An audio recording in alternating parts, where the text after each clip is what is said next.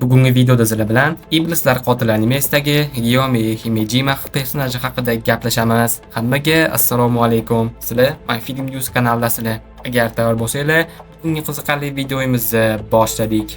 To'liq qismi Gyome Himejima. Gyome Himejima Stone Hashira Iva Hashira bo'lib, Demon Slayer korpusidagi eng kuchli jangchilardan biridir. U jismonan ham ruhiy jihatdan ham juda kuchli, lekin shu bilan birga sokin, ibodat qiladigan va rahmdil hashira sifatida tanilgan. U ko'zi ko'r bo'lishiga qaramay, janglarda mislsiz aniqlik bilan harakat qiladi.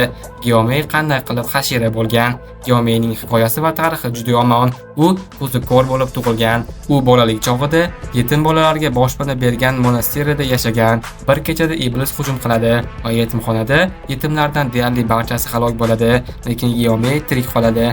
Ammo u temir zanjirli o'roq va toshli qurol bilan iblisni quyosh chiqquncha ushlab turib, uni yo'q qiladi. Bu hodisadan keyin Kagayo Buishiki, Demon Slayer korpusi rahbari, Gyomeni ko'rib, uning tabiiy kuchini va iroda kuchini e'tirof etadi va uni Demon Slayer qilishga yo'naltiradi. Gyome 2 oy ichida hashira darajasiga ko'tarilgan. Bu rekord hisoblanadi. Gyome qanchalik kuchli, Tanjiro, Inosuke va boshqalar Gyomeni eng kuchli hashira deb tan olgan. U ko'zi ko'r bo'lsa-da, echolation tush aks sadosi orqali atrofni sezish orqali atrofdagi harakatni sezadi va aniqlaydi. Tabiatdan kuchli, salohiyatli jangchi, oddiy tanasi, ko'r ko'zi bilan iblislar bilan kurashadi. Qobiliyatlari va texnikasi Stone Breathing, Ivono Kokuyo, tosh nafas usuli. Gyome bu usulni ishlatadigan yagona hashira, quroli zanjirli tosh va g'alla o'roq. Bu Demon Slayer orasida eng g'ayrioddiy va og'ir quroldir. U o'z qurolini havoda aylantirib, iblislarga kuchli zarbalar beradi.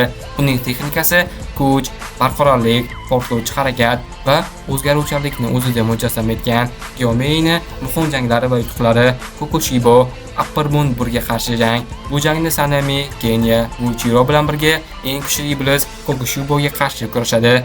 Gyome Kokushibo tomonidan oxirgi 300 yilda uchratgan eng kuchli jangchi deb tan olinadi. U Kokushiboni jismonan yengishga qodir bo'lgan kam sonli insonlardan biridir. Jangda ulkan sabr, iroda va strategiyani ko'rsatgan. Gyomening shaxsiyati, u juda dindor va ibodat qiluvchi inson. U iblisni o'ldirgandan keyin ham ularning o'lgani uchun qayg'uradi. Juda kuchli, halol, samimiy va vijdonli inson. U iblis bo'lib qolganlarga achinadi, ammo adolatli qarorlar qiladi. Muxlislar uni jismoniy kuch bilan emas, ruhiy kuchi bilan ham yuksak baholashadi. Jismoniy kuchi 10 dan 10, texnikasi 10 dan 9, tezlik 10 dan 7, jangdagi aqli 10 dan 9, iroda kuchi 10 dan 10, mashg'ullik bo'yicha boshqa hashiralardan kam emas. Xullas Gyome bu kuch va ruhiy barqarorlikning timsoli. U ko'zi ko'r bo'lsa-da, eng kuchli hashira bo'la oldi. Upper Moon 1 darajasidagi iblisga qarshi turishga qodir bo'ldi. Dushmanlarini faqat kuch bilan, balki yurak, halollik va iroda bilan yengdi. Videoni reklamadan so'ng davom ettiramiz. Sizlar YouTube kanal ochdinglar va videolar qo'yasizlar. Videolarga previewlarni ham o'zingizlar qilib, logo bannerlarni ham o'zingizlar qilgansizlar va videolaringlar ko'pmas, kam prosmotr oldi. Nima uchun? Birinchidan, sifatsiz preview odamlar sizlarni videolarni ko'rishdan oldin ustidagi rasmiga, tekstiga qarashadi va sizlarga hozir ikkita rasmni ko'rsataman.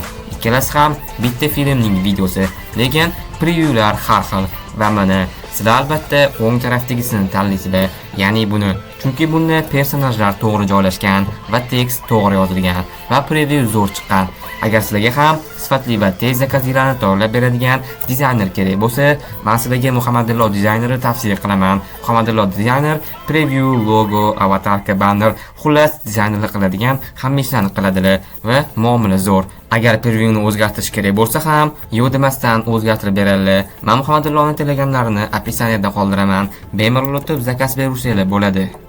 Gyome haqida video sizga yoqgan, aniq yoqganidan keyin shuncha mehnat uchun like bosib obuna bo'lish ham kerak. Chunki obuna qanchalik ko'p bo'lsa, kanalda videolar tez-tez chiqadi. Anime yangiliklarini men Anime News kanalidan tez orada kuzatib borishingiz mumkin bo'ladi. Agar videoga like bosib, kanalga obuna bo'lib, shunaqa qiziqarli videolarni o'tkazib olmaslik uchun qo'ng'iroq tugmasini bosib qo'ygan bo'lsangiz, hozircha xayr. Keyingi qiziqarli anime haqidagi videolarda ko'rishguncha. Those demons linger as they do now, freely devouring humans and gaining strength as a result.